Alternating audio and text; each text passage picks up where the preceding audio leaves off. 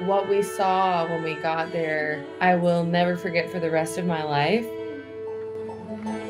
The death toll is gonna go up by hundreds if we don't care for these people in the next few days. And, still my brain, I'm not a disaster relief person. I'm a musician. Trees come down. Tell you boys I was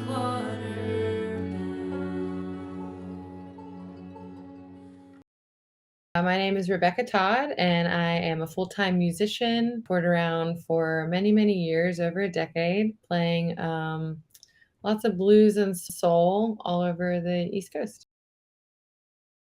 And I actually moved here from Wilmington, North Carolina, which is a beach town, and I moved to get away from all of that hurricane activity because I kind of assumed, global warming. I was like, it might get kind of crazy here in the next few years, and flooding was getting worse.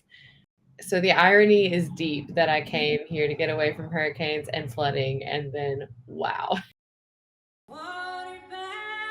Being from a hurricane town already, typically it's just trees down, maybe some flooding in some people's basements, and that's that. But that was very normal in my mind. I've already seen that so many times.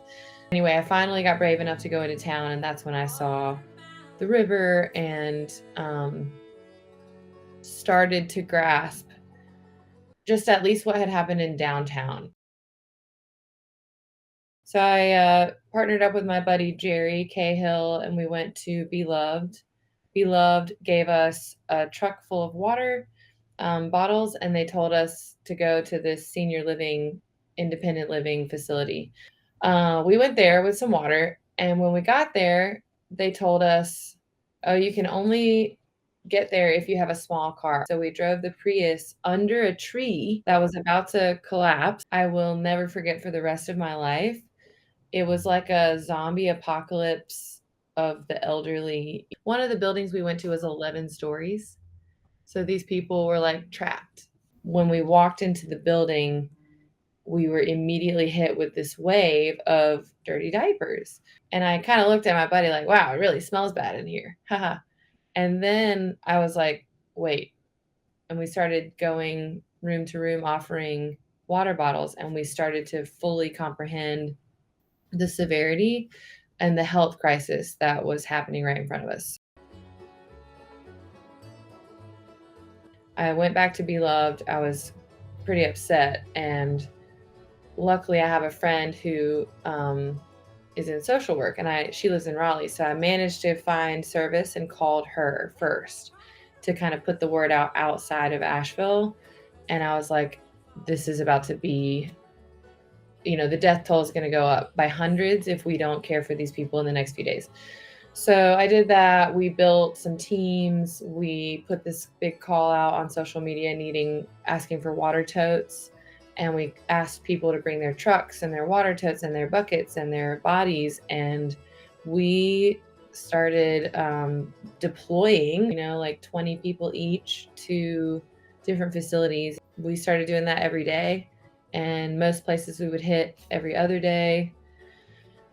And we did that until the water came back on.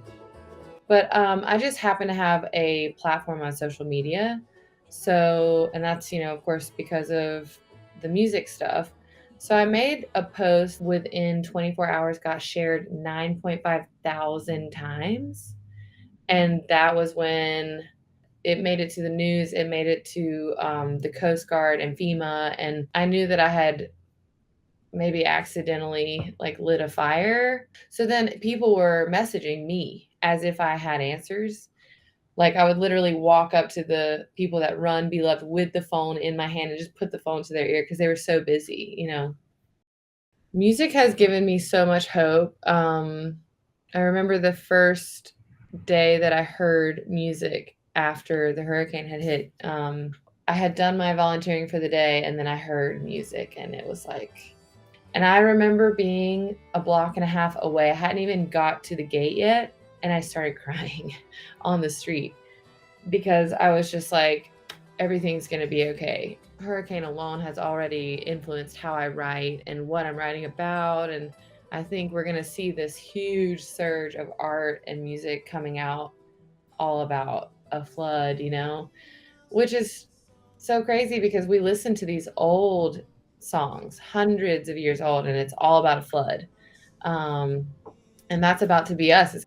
So I actually got to volunteer and go to Salvage Station and collect a bunch of junk from their yard that washed up in the flood. And then Jerry Cahill, he is a River Arts District artist, and he lost his whole studio.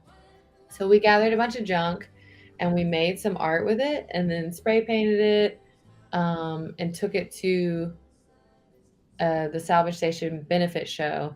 And then they were able to raffle that stuff off for $1,500.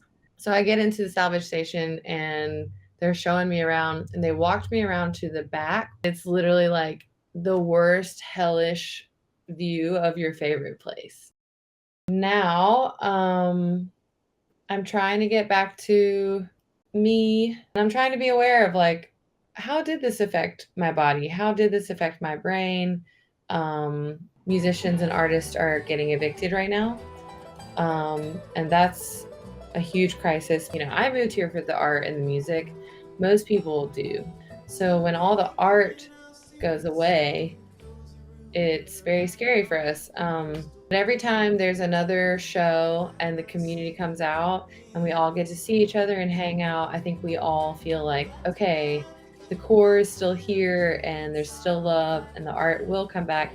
This disaster taught me more than anything how important it is for us to remain connected and in community. When things go awry, all we have are each other.